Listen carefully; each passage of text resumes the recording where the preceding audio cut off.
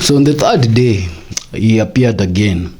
That is Rigathi Gachagua for you. This is the people's mirror, and we want to put before the mirror the statements that yesterday were made by Rigathi Gachagua after his first public appearance in this new year, and of course his first public statements. Now, towards the end of the previous year, we detailed the stories that were being made, of course, by the United Opposition and their position towards the end of the year and their recap of the year 2025. Yesterday, we detailed the hopes and fears that is coming from both the government side and the United Opposition side when they're looking at 2026 moving forward. Now remember, this is the very year that the United Opposition needs to come together and agree on one compromise candidate as per their statements in the previous year. That decision is supposed to be made by the December of this year, so that moving into 2027 we will know who is the flag bearer for the United Opposition. So 2026 is very, very, very important to them. But other than that, when we'll be detailing how they're looking at 2026, you will also understand that this is also the year that they want to do voter mobilization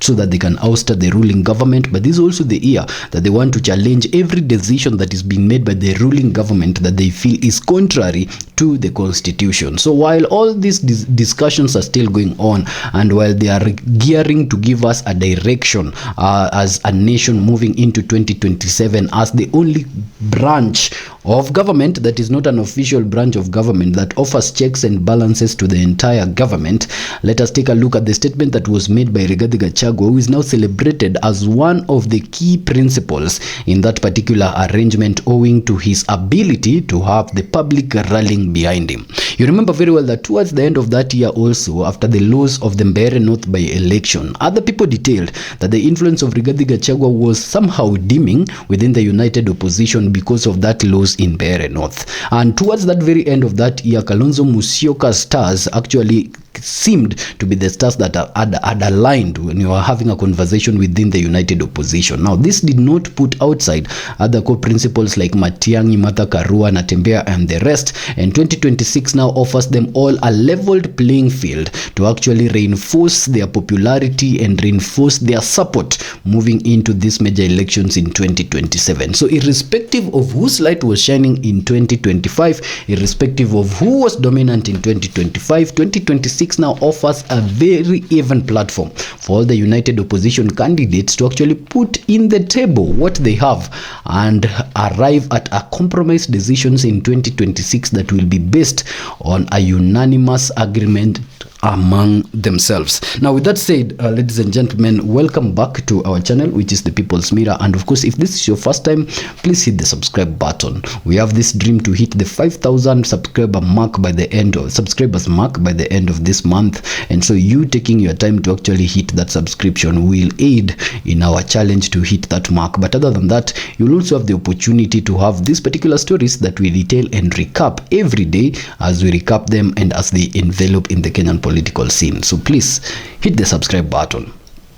Now, with that done, let's take a look at the statements that were made by Rigathi yesterday, being the first, as I've said in the beginning of the episode, appearance that is making after, of course, the Christmas holidays are coming to an end, and into the new year 2026 that is going to be the determinant year for the oppositions. First, it began by, of course, bereaving with the family of Honorable James Gakuya, and you would understand why the Rigathi Gachagua attended this particular burial of Honorable James Gakuya's mother. Two reasons. One, of course, the burial was taking place in the mountain area, and everything mountain is Gachagua's business. But other than that, James Gakuya is a hopeful in the gubernatorial seat of Nairobi under the DCP party ticket, and it's a very, very hard decision for the DCP party to make, because of course Nyekera is there, who is Charles Nyekera is there, who is also a hopeful and is also a key member of the DCP party, former boss of the KEMSA, who is also eyeing this particular position. James Gakuya is here, and James Gakuya is now also a member of the UDA party currently, but is a supporter and a fanatic of the Democracy for Citizens party that is under Rigathi Gachagua. But other than these two individuals contesting within the DCP party, the DCP party leader himself, towards the end of the previous year, talked about zoning Nairobi, and one of the conditions that he gave for zoning Nairobi was opening up doors for these contenders contenders, including Honorable Babu Owino and Honorable Sifuna, to actually jump ship and join the DCP party and win Nairobi in 2027. So the decision of Nairobi puts the DCP party on the spot. One, they want it zoned to go to the DCP party, but once zoned, the biggest question is who will go with the DCP ticket once this is done. And so that is why Rigathi Gachagua attending this particular burial for the late mother of Honorable James Gakuya was very, very, very important for James Gakuya, for the DCP party, for Rigathi Gachagua, and for the Kikuyu community,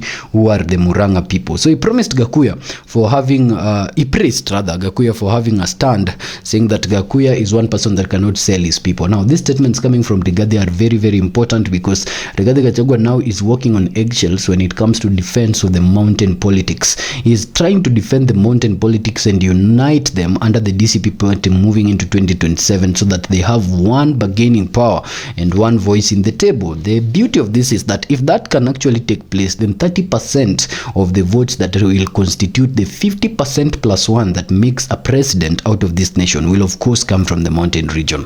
But Rigathi is aware that while he's doing this, there are other parties, as we detailed in our previous episodes, that are not boarding the ship, and these parties also have party leaders who are negotiating differently from Rigathi Gachagua. Other than the two that we have mentioned in our previous episode that you can take a look at here, the People's Mirror, there is also Honorable Waiguru, who is finishing her second term and who is dedicating her entire 2026 and 2027 to campaign for President William Ruto in the Mount Kenya West, where Rigathi Gachagua comes from, and reduce Rigathi's influence. Other than that, there is of course Cecilia Mbarire from the other side, Honorable CS Ruku from Mount Kenya East, and of course the current Deputy President Kindiki Kithure would also want to channel the Mount Kenya East side to President William Ruto. While all this is happening, Rigathi Gachagua remains to try and consolidate support of the mountain together behind DCP for a negotiating force in 2027. And so he is very averse to individuals that sell their people. And he says Honorable Gakuya is one such individual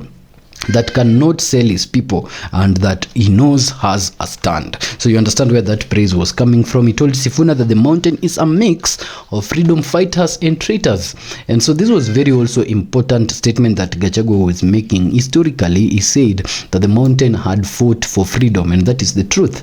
The Mau Mau fighters generally largely came from that particular area, other than the Nandi resistance that took quite a long time.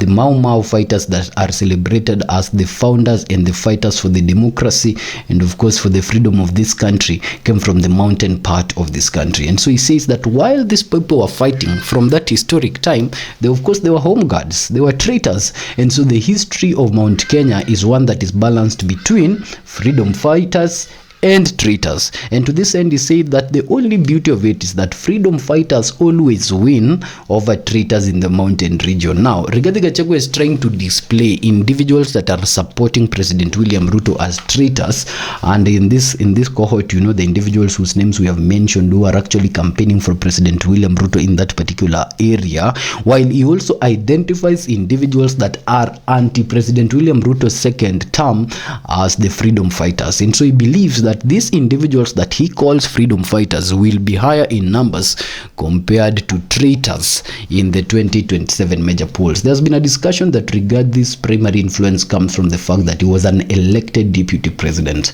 and the reason why he was an elected deputy president alongside President William Ruto was because of the mass voter that the western part of Mount Kenya delivered for President William Ruto.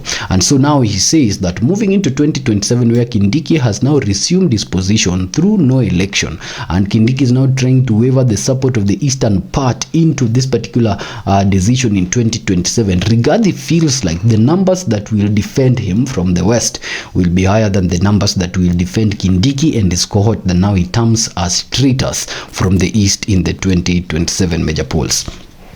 After talking about the mix of freedom fighters and the fact that they are always more than the traitors, he went on to say that he might not have a Nairobi vote, but if the Nairobians could actually have decided to have Honorable James Gakuya as their governor, then they will be in very safe hands. Now, you might say that this was a political statement that was being made as a sympathy at a point of bereaving, of course, a mother of a member of parliament who is a hopeful in the gubernatorial seat, but somehow it was also a signal within the DCP party that if you're coming from the DCP party and and you are looking, of course, at the gubernatorial seat of Nairobi County, then Rigathi Gachagua seems to already have a preference with James Gakuya.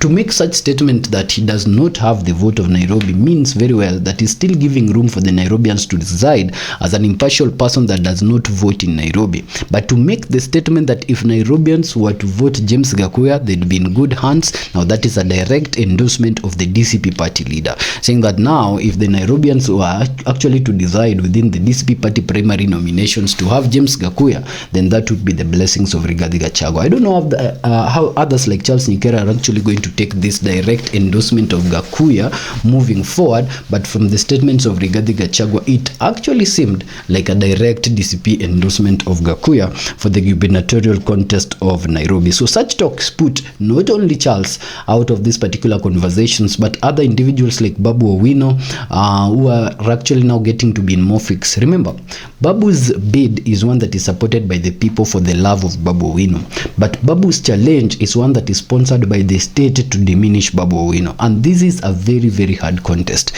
While the people might rally holistically behind Babu Owino, between now and 2027 is a year and 8 months when the elections will be done, and that is enough time that the state can engineer anything if they do not want Babu to become a preferred candidate in Nairobi that will not put Babu to the ground per se, but will reduce Babu's influence in the Nairobi's gubernatorial seat. And the same is already being done. You saw Aladwa is already showing interest for the same seat under the ODM party ticket, and the effect of this is that if the ODM party ticket goes to Aladwa, then that way already that in itself will be a step, that will be a move that has been begun to weaken Babu Owino. And so if the DCP party, because we had detailed this in another episode here, the People's Mirror, that we were saying is actually would seem like the custodian of the Kikuyu votes and would seem as the custodian of the Kamba votes if they hold hands together with Honorable Kalonzo Musyoka, now endorses James Gakuya at a time that Babu is still struggling to even maintain the Luhya and the Luo votes within the ODM party, then this endorsement puts no one in a fix more than Babu Owino. And later on, as the year envelops, we'd like to see and a recap for you how Babu Owino actually pulls himself out of these particular structures. Now, away from that, let's go on further on what Gachagua said. He said that Ruto conned them in the spirit of business and love for money. While he was saying that, while of course Sifuna was saying that they tried to actually campaign against Ruto in the central area, and whatever resultant effect that happened is that these people overwhelmingly still decided to vote President William Ruto. Rigathi Gachagua used that opportunity to actually defend himself. He said that when Ruto came, he came with the Bible, just like the white people came. And so they believed him because he says that his people are believers of God. And when you go with the Bible and praise the name of the Lord, then they do not have any option but to accept you. And so that is what happened. The people accepted the man of God, only to wake up and realize that that was not his primary intention. And he also says that Ruto understood very well that the mountain people are people who know business and who love money. And so he tapped into business and money with the old story of microeconomics that convinced the mountain people to support him, only for them to wake up later on and realize that all that was a facade that was made by President William Ruto to ride on their backs and get into power, and to neglect and forget them completely. Gachagua now says that he often blames himself largely for putting his people in this particular mess. He says that whenever he wakes up and sees the Ruto's government the way it's operating, and remembers that it's the person that puts his people in this particular mess, he regrets hugely. However, he says that he consoles himself with this statement. Now, this was very interesting. When he said it, the ground broke into laughter.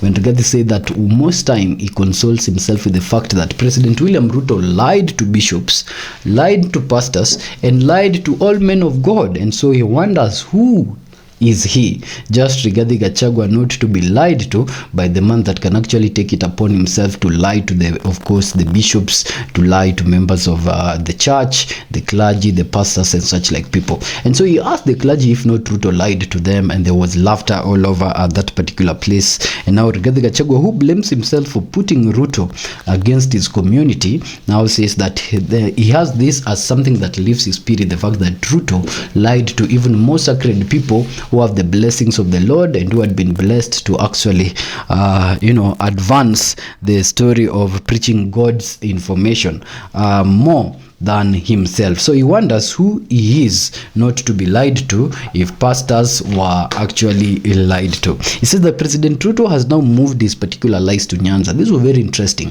Rigathi said that he has been observing and he has seen that President Ruto's new tactic has been now moved from the Mount Kenya area into the Nyanza area. And Honorable Rigathi Gachagua was just warning the Nyanza people that they should be wary of the statements of President William Ruto, saying very categorically that he is aware that whatever President William Ruto is selling to the Nyanza people is a lie. He said that the mountain that voted for President Ruto overwhelmingly these days do not see him, because this new president has now diverted his tactic from the mountain area to the lakeside area. He says that Ruto is now more seen in the lakeside area of Siaya and Kisumu cooking fish to actually entice the people of Nyanza to actually believe in him as a presidential fit candidate for 2027. In a laughable manner, he said that this should not actually lie to the Luo nation, saying very, very well that President Ruto learned to even cook how to cook mtura while he was wooing for the votes of the Mount Kenya people. So his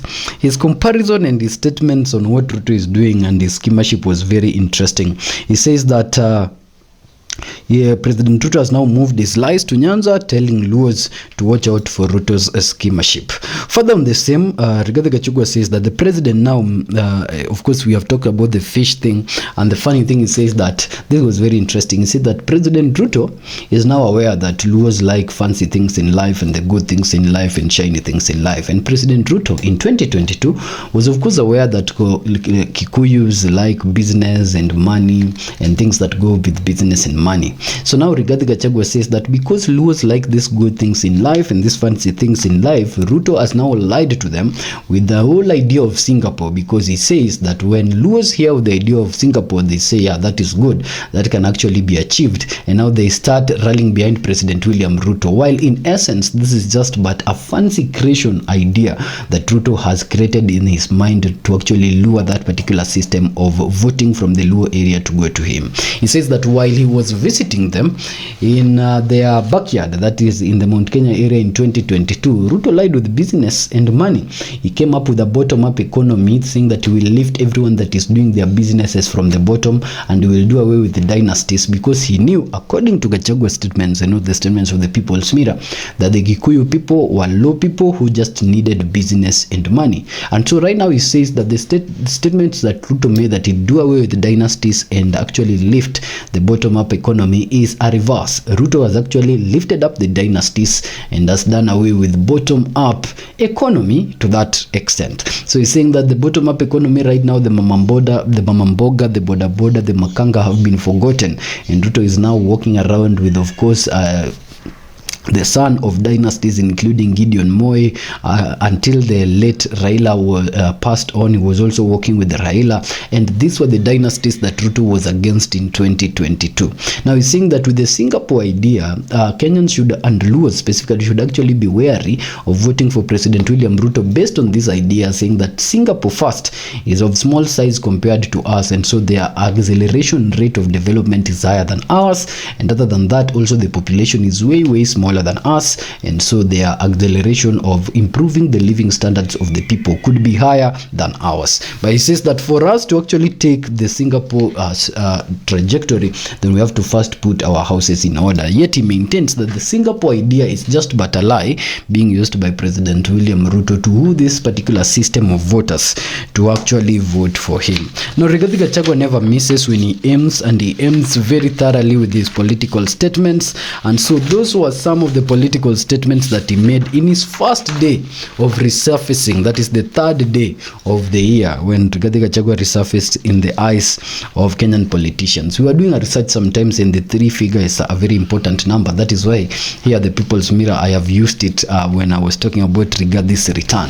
Now later on we will do for you more recap, including now new information that is coming out of these sales of government parastatals that of course we detailed in an episode here at the People's Mirror, that is now having 2 two special committees of parliament resuming earlier from their recess to deliberate and have public participation on them. One of them includes, of course, the talk of the Kenya Pipeline Corporation sale. This is that particular corporation that is now yet to be co-managed with Uganda, and the stories inside it. We are trying to not only focus on political statements that are made by politicians in the wake of their campaigns and in the wake of discrediting other political teams, but to inform you holistically on the decisions also that are being made by the government that are underlying and that impacts your life directly. So other than the talk of the police unit that we have detailed for you in the Nyaribo episode that you can find here, the People's Mirror, just in the last 3 episodes that we have done, we'll also do for you a full recap of this sale of government parastatals, including the KPC and what it means for an ordinary Kenyan person. You remember at Safaricom, and watch that episode, we detailed that a 15.5 billion debt will accrue as a result of sale of those shares, and we'll keep you updated here at the People's Mirror what happens within the decisions of ministries, the government confines, but most importantly, what happens in the Kenyan political scene when it happens. This is the People's Mirror. Until our next episode.